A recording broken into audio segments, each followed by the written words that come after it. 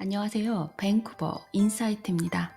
이번 시간에는 에론 건 유튜버가 제작한 버려진 전사들 다큐멘터리를 소개해드리겠습니다. 이 영상을 통해 캐나다 정부가 어떻게 캐나다 군대를 망가뜨렸는지를 알 수 있습니다. 1914년 8월 캐나다는 영국의 식민지로서 제1차 세계대전에 참전하였습니다. 특히 1917년 4월에 캐나다군은 독일군에게 큰 타격을 주며 중요한 승리를 거두었습니다. 1931년 캐나다는 웨스트민스터 법령을 통해 영국으로부터 완전한 독립을 인정받았습니다. 1939년 캐나다는 제2차 세계대전에 참전하였으며 전쟁이 끝날 무렵에는 연합군 중 5번째로 큰 육군, 4번째로 큰 공군, 3번째로 큰 해군을 보유하게 되었습니다. 1949년 캐나다는 나토의 창립 멤버로 가입하였으며 1958년에는 미국과 함께 북미 항공 우주방위사령부 노라드를 공동 설립하였습니다. 그러나 그 위대했던 캐나다 군대는 1980년대 이후 캐나다의 군사적 역할은 감소하였으며 현재 군대는 심각한 위기와 국가안보 준비 부족에 직면해 있습니다. 러시아와 중국이 북극해에서 합동 훈련을 진행하며 캐나다를 비롯한 북극권 국가들의 안보에 심각한 위협을 가하고 있으며 미래에는 북극해가 아주 중요한 큰 역할이 주어질 것으로 보입니다. 국가의 군대는 국가의 안전과 국민의 생명 보호를 위해 다양한 역할을 수행합니다. 그러나 캐나다 군대는 그 임무를 수행할 수 없습니다. 그동안 아무것도 하지 않았기 때문에 미국과 동등한 동맹의 위치도 아닙니다. 피에르가 말하는 캐나다 퍼스트로는 앞으로 해야 할 일들을 준비하기에는 너무 많은 시간을 필요로 할 것 같고 캐나다 혼자서는 할 수 없을 것 같습니다. 누군가는 말합니다. 캐나다 퍼스트가 아닌 캐네디언 퍼스트가 되어야 한다고 말합니다. 캐나다인들이 좀 더 깊게 생각하고 행동하기를 바라며 현재 캐나다 상태를 정확히 바라보길 바랍니다. 우리의 분노를 표출해야 하는 목표물을 제대로 찾았으면 합니다. 마지막으로 다큐멘터리를 제작한 에론에게 감사를 전합니다. 원본 영상 정보도 알려드리겠습니다. 영상 전체를 보시기를 추천합니다. Current and former defense officials are raising alarms about the state of the Canadian military. Almost half of this country's military equipment is unavailable and unserviceable. What is the state of Canada's forces today in your view? It's pitiful. Current security threats going, we are woefully unprepared. This is the National War Memorial in Ottawa, a monument to our men and women in uniform who have sacrificed so much for our country and our freedoms we hold dear. But today, Canada's military is in crisis. Equipment is falling apart. Morale is at an all-time low. And our allies' troops and even our own defense minister are increasingly wondering just what is going on as defense spending has been slashed and government attempts to gut military culture have left many demoralized and headed out the door. But does a country like Canada really need a strong national defense? Are emerging threats from Russia and China worth taking seriously? Is Canada's Arctic essentially unguarded even our concern? Or should we, as a nation that cut our teeth on Juno Beach and Vimy Ridge, be regrouping, rearming, and reclaiming our place among the leading nations of the world? We've allowed our forces to deteriorate to a point that is almost an embarrassment. And it's not only embarrassing, it's irresponsible. DEI gets people killed. It is literally the plague of the service right now. This government is not serious about defense. Their treatment of the armed forces right now is appalling. We're nothing more than a dollar, something to spend money on. If we weren't there, they'd be able to save, right? You could come back bound to a wheelchair with no help and services for the rest of your life. My name is Aaron Gunn, and this is Politics Explained.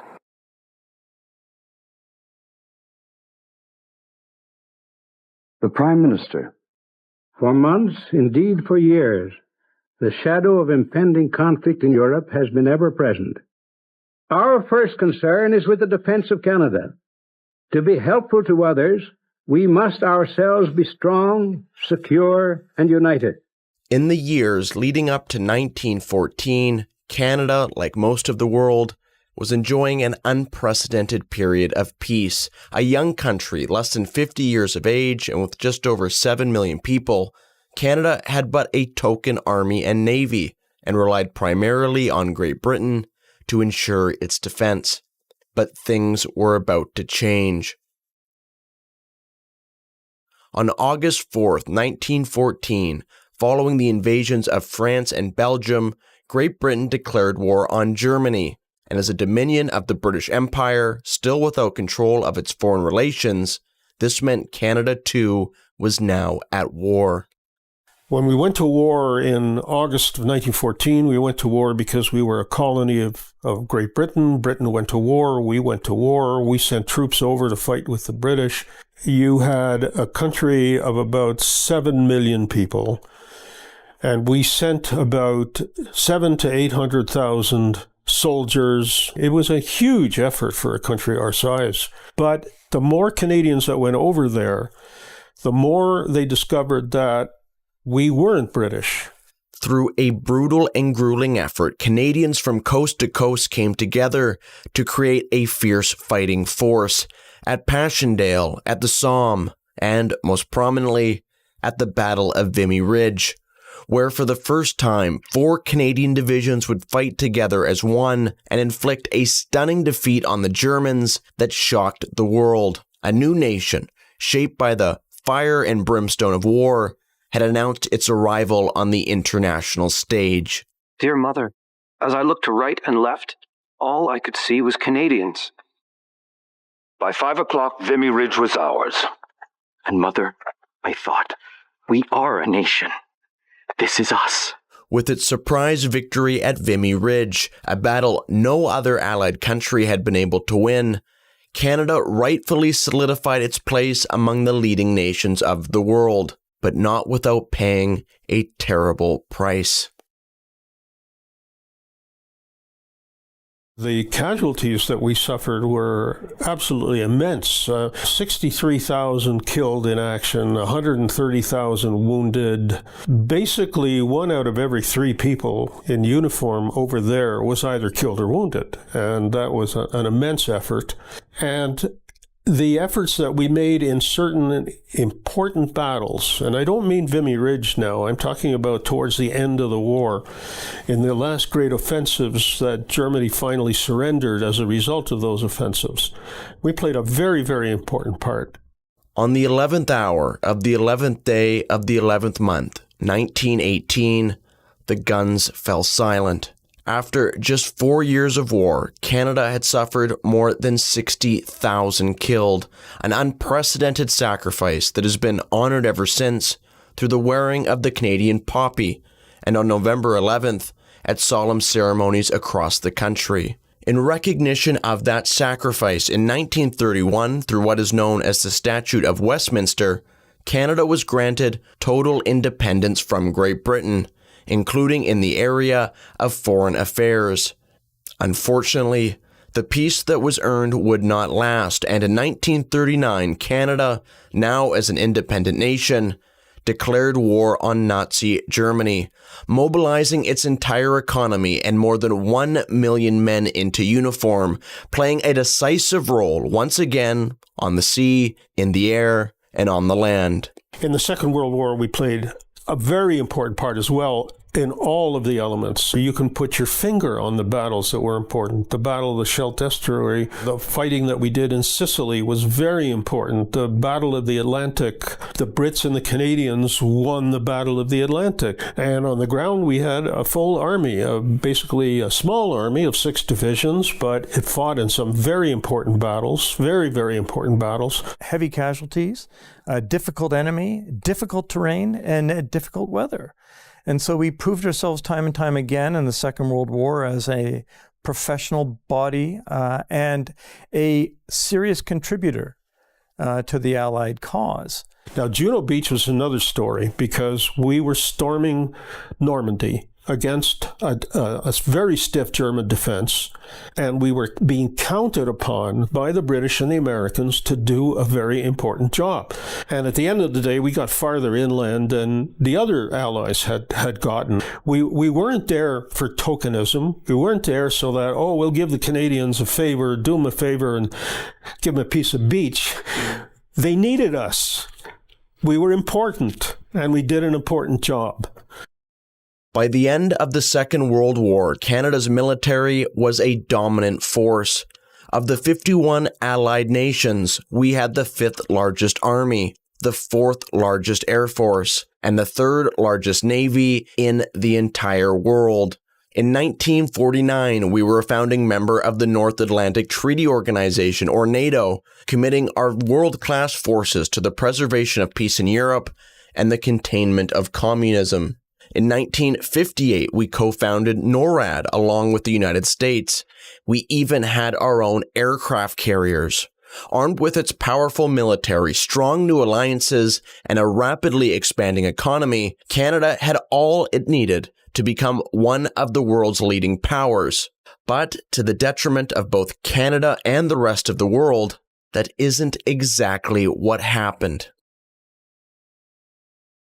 Canada played a major role in the creation of NATO in 1948, but now by any measure, the Canadian role has diminished. The old starfighter fleet is racked with maintenance problems and notorious crashes. At the Canadian air bases in Germany, there are some indicative problems that are almost too bad to be true. These anti-aircraft Boffin guns are World War II vintage. These men can fire this gun for real only once a year. They'd have a tough enough time against old propeller planes. To aim them without radar at supersonic attack aircraft is a joke. After 2 decades of defense budget cuts fueled by rampant inflation and spending on social programs, Canada's military was in a state of disrepair. By 1993, Canada's military readiness, or our forces' ability to react in times of war, was at its lowest level since the 1930s. Our troops and their equipment badly needed an upgrade. Instead, newly elected Liberal Prime Minister Jean Chrétien chose a decidedly different path. We will take advantage of our geopolitical position. Neighbor to the United States, Canada is very well placed and will take advantage of that. In 1993, Jean Chrétien announced to the world that Canada would dramatically scale back defense spending even further and instead consign much of our national security to the United States, going on to slash the defense budget in real terms by 30%, down to 1.1% of GDP, barely a fourth of what it was in 1960. Military bases were closed, training curtailed, and Brian Mulroney's contract to replace Canada's 30-year-old fleet of Sea King helicopters was terminated at a cost to Canadian taxpayers of more than $500 million in cancellation fees. The readiness of Canada's armed forces had gone from bad to catastrophic in a period that would later be referred to by military members, including former Chief of Defense Staff Rick Hillier, as the Decade of Darkness. By the mid-2000s, however, things were beginning to change. First under Prime Minister Paul Martin, then Stephen Harper, the Canadian forces began to rearm. There is an understanding in NATO that the long-run security interests, not just of the United Nations as a whole, but of NATO itself, are on the line, and that people are going to have to do more if we're going to be successful. Canada would acquire new armored vehicles, Leopard 2 tanks, M777 howitzers, and commission the National Shipbuilding Strategy to modernize the Royal Canadian Navy. But perhaps the greatest investment in funds was left for the Royal Canadian Air Force, with the purchase of the C-17 Globemaster, C-130J Super Hercules, and even the start of the long and admittedly painful process to finally replace Canada's aging Sea King helicopters. But most pressing and controversial, perhaps, was what to do with Canada's equally aging fighter jets, the CF-18s, a task that fell to then Defense Minister Peter MacKay. We have pilots who are in their 20s, and these CF-18s are entering their 45th year of service. I mean, the planes were twice as old as the pilots. I mean, that's just a fingernail clipping of an example, but those type of commitments from government send a clear signal on priority.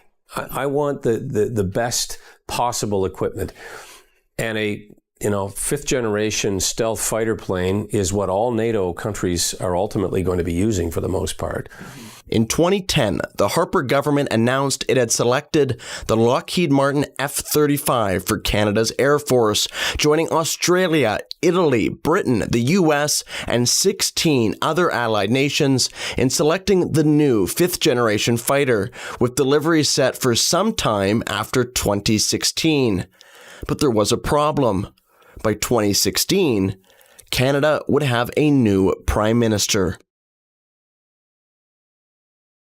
We will not buy the F-35 fighter jet. You know, one of the biggest problems is this perpetual election cycle where an incoming government says, well, we're not going to buy that particular model or that particular piece of equipment because the previous government had committed to do that. The F-35 is probably one of the better examples of direct political interference, probably the best one. Starting from the beginning, you had a conservative government that understood the military need. You saw very quickly opposition parties kind of jump on it and say, this is not acceptable, we can't do this, and we're going to select something else. After winning a majority government, Justin Trudeau stuck to his word and canceled the F-35 deal, choosing instead to buy used 30-year-old aircraft from Australia and embarking on a 7-year window shopping exercise for a more permanent replacement. In 2022, he claimed that he had found it and announced that after an extensive search, prolonged delays, and careful consideration, Canada would in fact be purchasing the exact same F-35s, only at a higher cost to taxpayers, and now 10 years behind schedule. Yeah, it's very frustrating to watch how they tried to unscramble that egg and then came back and ended up buying the same plane at a greater cost with fewer benefits to Canadian industry. And it was very much rotten politics. That to me is a major, major shortfall for our military when that happens. And it's blatant partisan politics. When something makes zero sense to soldiers, they know it's politics. But was the F-35 fiasco an anomaly or just the tip of the iceberg? In the years that followed Trudeau's election, senior military leadership in Canada have begun speaking out, raising the alarm over the state of our military, and some even claiming our forces might be entering another decade of darkness. But how bad has it gotten, really? To find out, I met with recently retired military leaders, including the former heads of the Army, Navy, and Air Force, to get their take on the state of Canada's armed forces and the priorities of this government. And who better to ask than the former commander of the Canadian Army and former Liberal Member of Parliament, Andrew Leslie.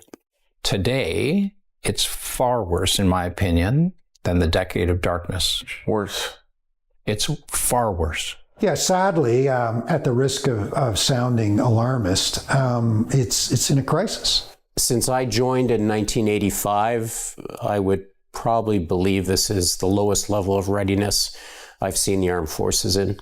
The Canadian Armed Forces are in a state of disrepair, of crisis. We're really in another decade of darkness now, and frankly, it's going to take another decade to get out of it. We're probably at a low point for almost all of the period after the Second World War. Half of the Army's vehicles and trailers are parked against a fence because they don't have the spare parts to keep them going. My sources tell me that on the armored side, something like 80% of the kit is in storage because they can't fix it.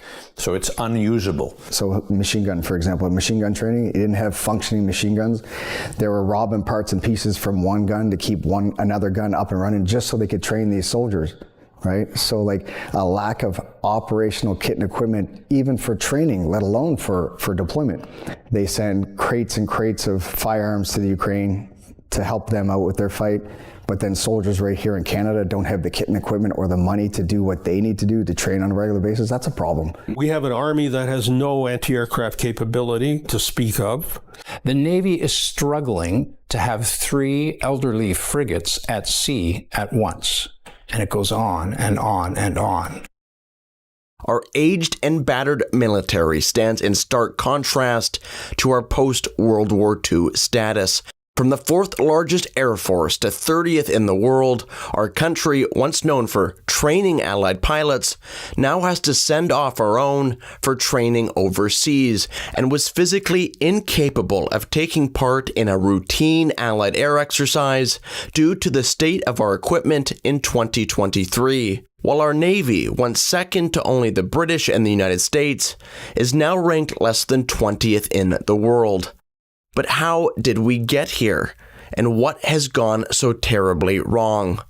To find out, I went to the Royal Canadian Military College in Kingston to meet Christian Luprecht, a renowned professor at the college and expert in all things security and defense. Is there a specific kind of piece of equipment, piece of kit, procurement issue that in your mind has gone horribly wrong, where we've kept something well past the best before date, where it should have been replaced? Look, there's a host of examples. You know, if you look at the submarines, the Victoria-class submarines that we bought from the UK for $700 million and then ended up investing $4.1 billion to make them seaworthy. You know, at that point, you might as well have just bought a new submarine. It's like driving an old car. Your costs every year of keeping that car on the road are going to go up exponentially from year to year, in part because your supplier is going to stop making parts, and so you're going to have to start making your own parts. And the bottom line is Canada tends to buy stuff less frequently than most of our key allies and hang on to it much longer than we probably should. The submarines, which were a used purchase, they were put in the water in the late 80s, so they're now 35 plus years old. They're just no longer economically sustainable. We need to stop being the world's experts at maintaining crappy old equipment. Okay, that is not something we should be aspiring to as a G7 country. With Canada's defense budget being spent on maintaining old equipment instead of buying new kit, it's unsurprising that Canada's military has fallen so far behind. But why doesn't Justin Trudeau simply buy the new equipment for which Canada's military so clearly has such a desperate need? Is there something more rotten at the core of our procurement system? There are so many layers of bureaucracy in Ottawa now, and while this would be unfair to some well-meaning public servants, a lot of them are gatekeepers of processes that are just tend to slow things down. All the gates you have to go through to be successful with a procurement means that these sometimes take 8, 10, 12, 15 years. It took us 25 years to replace a pistol.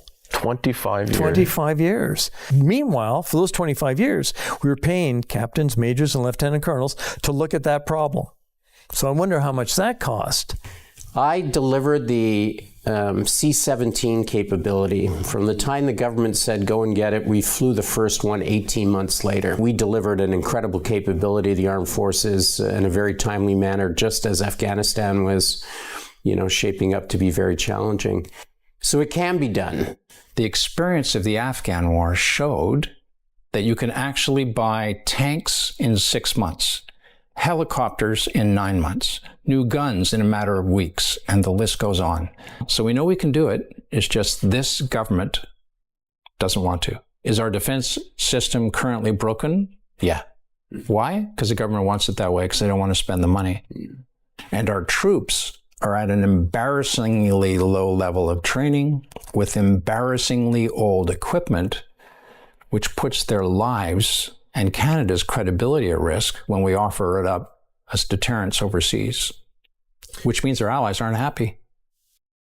As a founding member of NATO and a G7 economy, the state of Canada's military is of interest not just to Canada, but also to our allies around the globe. In 2014, during a NATO summit in Wales, Canada recommitted, along with every other NATO member, to the goal of spending a minimum of 2% of its GDP on defense. In the decade since, under the leadership of Justin Trudeau, Canada hasn't even come close, instead allowing the military to atrophy even further while descending as a country to a depressing level of irrelevance on the international stage. When you looked at the period right after the Second World War, when the Brits and the Americans decided to form NATO, essentially, we were there from the very beginning. Why did they want us there?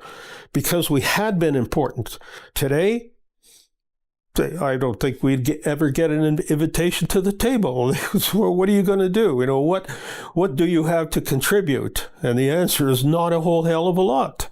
So since 2022, we're the only NATO nation whose level of military operational readiness continues to plummet to the extent it's the worst it's been in 60 years. We have arguably the longest and least productive acquisition system for major combat systems in NATO. Wow. We're the only NATO nation whose defense budget will actually, beyond all the smoke and mirrors, actually decrease in 2025. Doug got into power on a promise of reinvesting in defense, of making sure that Canada was quote unquote back, in the words of Prime Minister Trudeau. Well, we're back all right. We're back of the bus.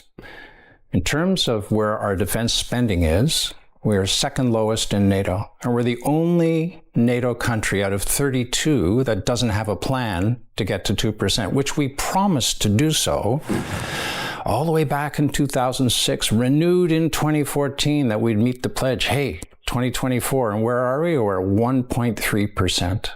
We are the only country without a plan to get to 2%.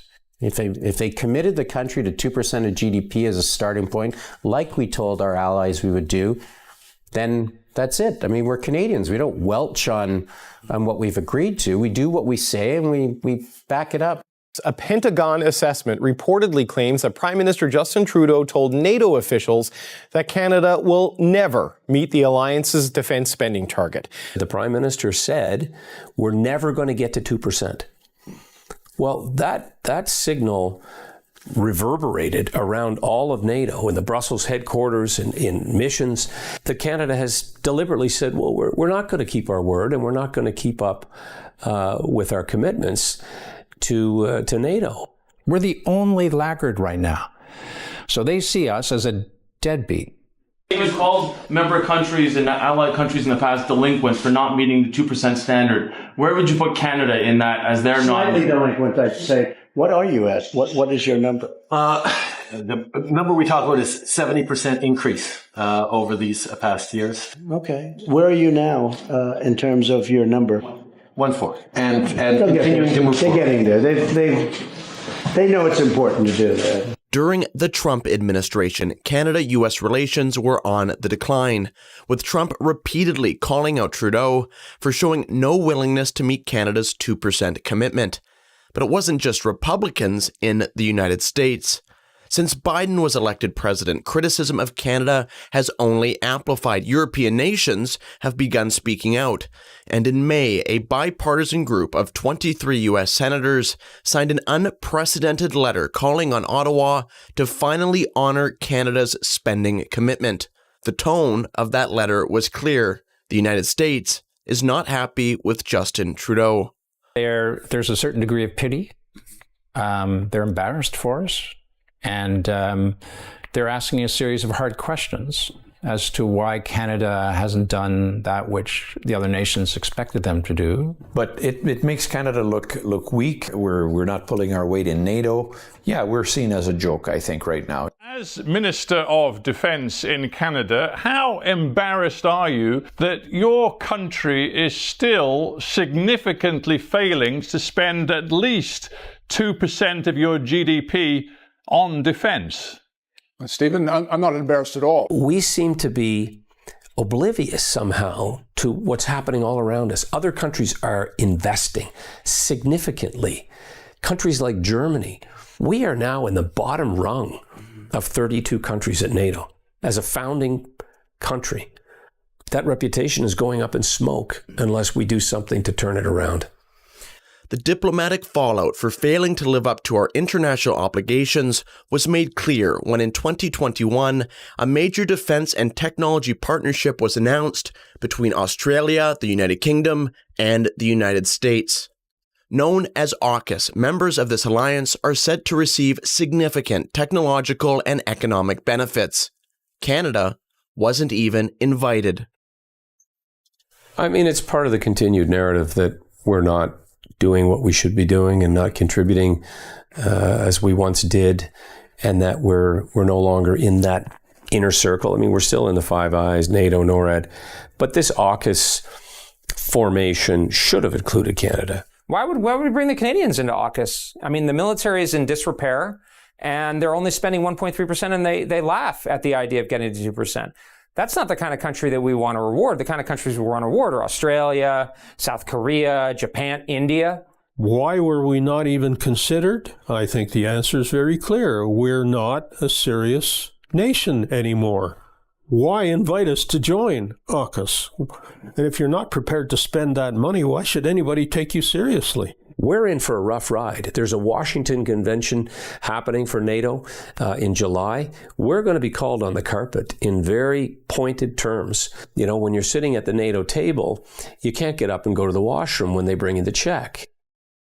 Prime Minister Justin Trudeau is on his way to Washington, D.C. this morning to a high-stakes NATO summit and to meet with senior American officials. The trip comes after Canada has been under heavy criticism over its defense spending. Justin Trudeau laid out a timeline to hit a target that has dogged Canada at this week's meeting and for years. Canada fully expects to reach NATO's 2% of GDP spending target by 2032.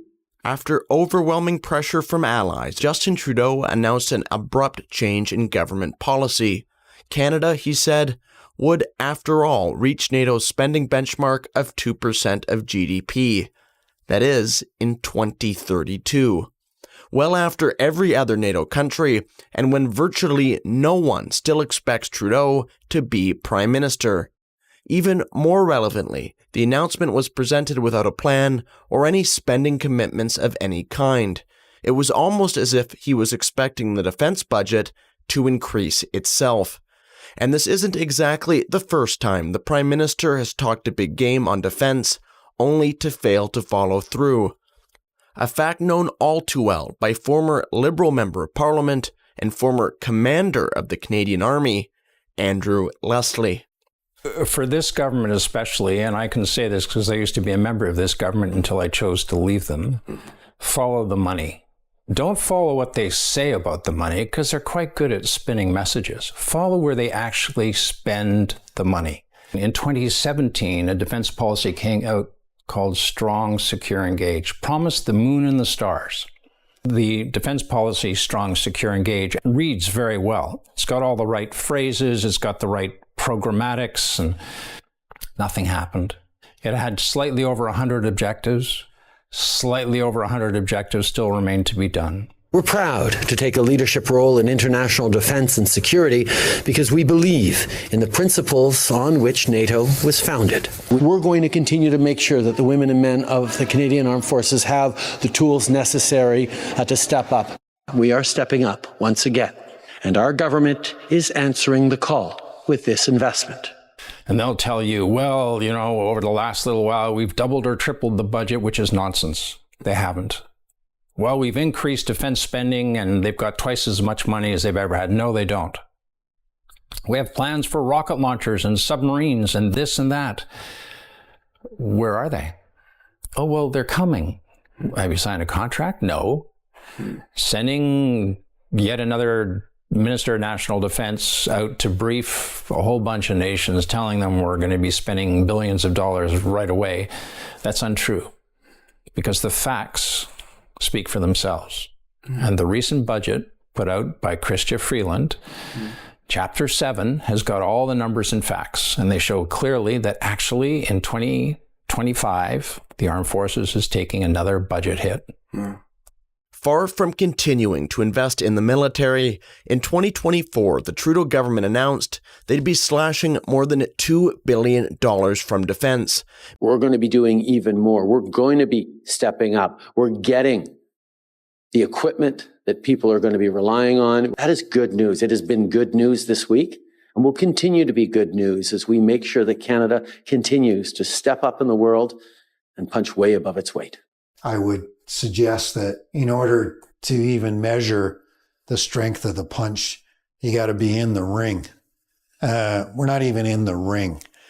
And in an increasingly dangerous world, a week in Canada invites aggression not only toward our allies, but potentially our own security and sovereignty as well. Brock went to Afghanistan in 2010 as a member of Princess Patricia's Canadian Light Infantry, where they would embed themselves directly in a local Afghan village. Fighting was fierce, and unfortunately for Brock, near the end of his tour, tragedy would strike. But his leg, unfortunately, was lost. His military career had come to an abrupt end, and he was left in the hands of Veteran Affairs Canada, or VAC, for care and compensation. It quickly became apparent, however, that although he had suffered such horrific injuries in combat, Brock's fight was far from over.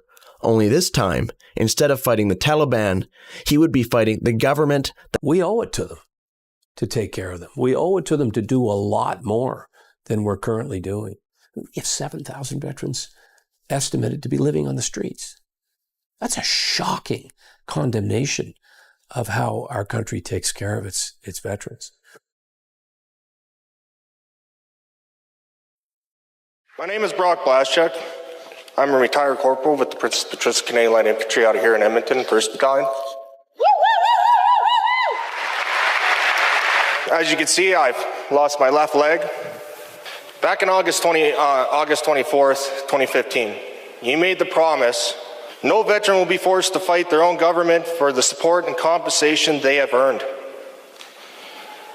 Yet you are still currently in a legal battle with veterans regarding equal support and compensation to their peers. So my question is to you, Mr. Prime Minister, what veterans were you talking about? You have ISIL or ISIS members coming into a reintegration program. You did a backdoor deal with Omar Khadr with not even stepping into the courtroom. So again, my question is, what veterans were you talking about? Was it the ones that fought for the freedoms and values that you so proudly boast about, or was it the ones who fought against? Because honestly, Mr. Prime Minister, I was prepared to be injured in the line of duty when I joined the military. Nobody forced me to join the military. I was prepared to be killed in action. What I wasn't prepared for, Mr. Prime Minister, is Canada turning its back on me. Thank you for your passion and your strength and being here today to share this justifiable frustration and anger. First of all, why are we still fighting against certain veterans groups in court? Because they are asking for more than we are able to give right now. We have incredible warfighters. Canada doesn't want to be proud of that. They're embarrassed of us. We have a beautiful country. We are good-hearted people, but Trudeau is definitely not representing and not providing what Canada, the greatness of Canada we had. The institution has lost its way. So something's not working, and that all gets back to one organization and one leadership. The leadership of Prime Minister Trudeau and the Liberal cabinet that's currently running Canada. Some of them aren't necessarily smart enough to know why they need a capable armed forces, or they're ideologically motivated to not want a capable armed forces. It seems like every time no, it doesn't seem like it. It's absolute fact that every time the Liberals are in power, they strip away more and more of our military culture. So I think, if you look at Canadian history, there's a lot to be proud of, but also to live up to. And we, as I've said in the National Post, we need more Canada, but we don't need more Canada of the sort of, kind of progressive virtue signaling. We need more Canada of the good old-fashioned variety of collective defense efforts. Maybe more Canada, less Trudeau, but I'll say that. Well, I don't know, that's for you guys to decide.